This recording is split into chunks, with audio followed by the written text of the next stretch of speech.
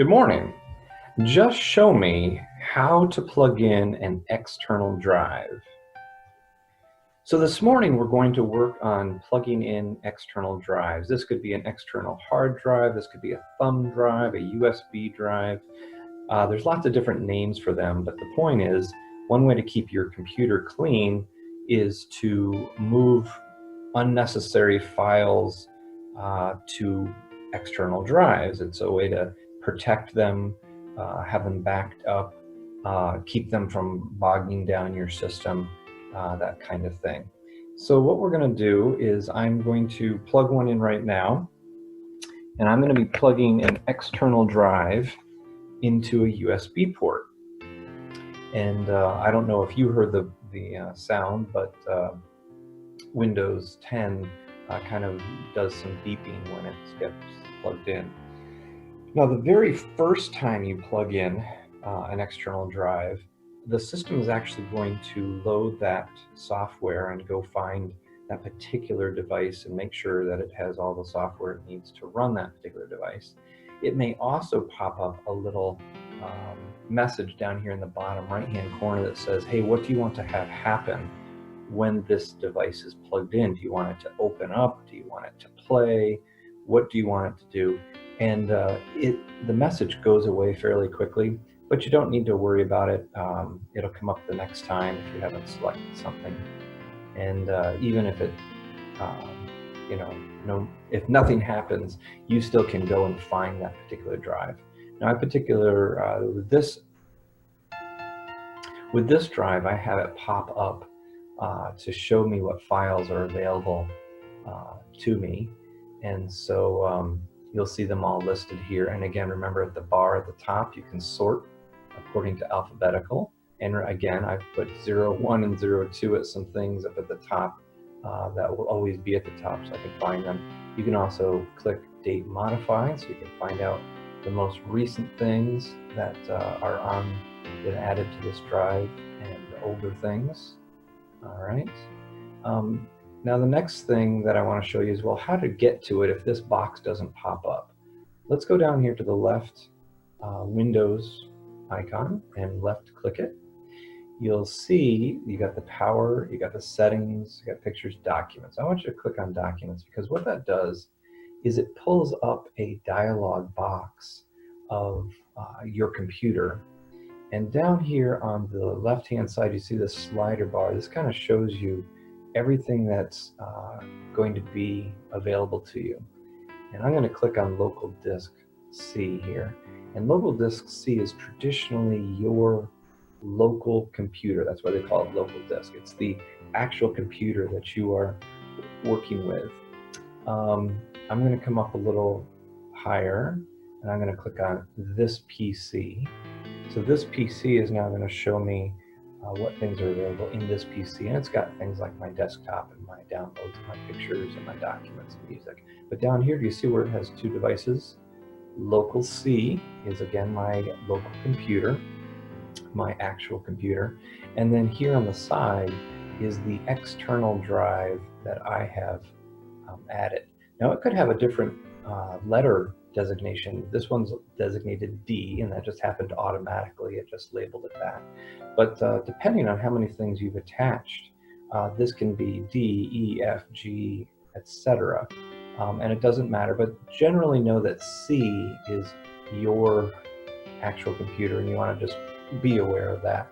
But you can click on your external hard drive, and you can do it a couple of ways. You could right-click it, which gives you all the options at the top that have open. Or if you get good, you can double-click the actual hard drive and it'll pop up. Notice it's exactly the same as over here, especially if I sort it according to alphabetical. Now, a little nice thing to show you while I'm at it is if you grab the blue bar and you click and hold the left mouse, you see how I have now grabbed this dialog box. Let me do it again. I'll click out. I click on the blue bar at the top. I click and hold, and then I can drag it. And if you drag it over to the side and let go, it fills that box halfway. And if you drag, so I'll do it this way. if you click on one of those other items, it'll fill the left-hand side of the screen with that one. So it's kind of nice. It makes it nice and even so that you can drag things back and forth. Let me pick a different one. I'm going to grab this one. And if I click and hold and drag to the right, it then fills it halfway. So you can move things back and forth from various files. It's a very handy feature. All right, now the next thing I want to do is show you, well, how do you get rid of a hard drive? Sometimes I notice people just pull them out, and that's dangerous because if you pull it out while it is actually writing some data to that particular drive, then you could corrupt that data or the whole drive, and that's not good. So the best way to remove a hard drive, an external hard drive, and so you're going to click that caret, and then you'll see this icon here, safely remove hardware, and we're going to select that with the left button, and it's going to list some of the external things you have plugged into your computer. In this case, I only have one, and it's called My Passport, but that's not highlighted with dark print. I can't click this, so I click the Eject My Passport Ultra, which is the one above it.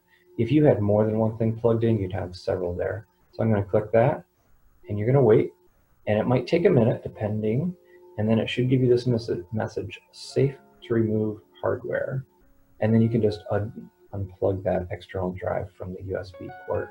Sometimes it might come up with a message that says not ready to disconnect because there's something open already, and then you might have to open one of the items, a folder or a program that's using the external hard drive, and close that, and then you'd be able to pull out that USB port.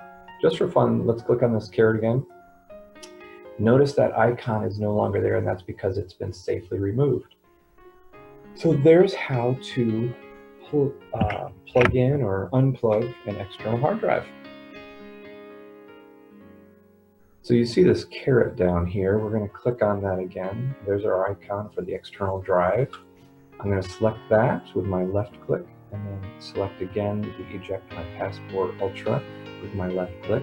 If I had other things connected, that it might say that I wasn't allowed to do that. Or excuse me, if I had other things connected, it might show other options. So you'll want to pay attention to what particular things you have plugged in. But in my case, I only had one. Now I selected that and came up with a message that says this device is currently in use. Close any other programs or windows that might be using the device and then try again. So I'll click OK, and then I'm going to look at the bottom, and I'm holding my mouse. I'm not clicking anything. I'm just holding my mouse over each of these icons to see what is open. All right, so I've got Facebook open. I've got Zoom open. I don't have that open. I have an Excel spreadsheet open. I bet you that's what was causing it. So I'm going to close that down. And then I'm going to go to my caret again. I'm going to hit my icon again with my left click. Select it again with my left. And it says it's still being used. Interesting. So, in that case, I'm going to close down my Chrome and see if that's the magic. Oh, no, it's still. So, a couple things. First of all, in my experience, sometimes figuring out which particular program it was using and closing that down is good. Maybe just for fun, I'm going to close down my settings, and we'll try that. So I'm left clicking, selecting, still busy. So in that case, the safest thing to do is to turn off your computer. Either putting it to sleep is fine or turning it off, so that you know nothing is being written between your computer and the hard drive. And we know that there's no actual folders open to the hard drive that we can see. So then you can unplug your hard drive and you should be safe. So let me tell you again, if you keep getting that message saying, hey, it's busy, it's being used, and you've checked all your programs to make sure there's nothing that's using it that you can see, then just put your computer to sleep or turn it off. Wait until you know that the computer is completely off. You know, sometimes it takes a minute to power down. And once it does, then you can just pull out that USB connection, and you shouldn't cause any damage to your hard drive. Let me try it one more time. And I'm still getting the message. So that's what I'll do in this particular time. And so I'm glad that you got to see both cases. Thanks so much. Bye-bye.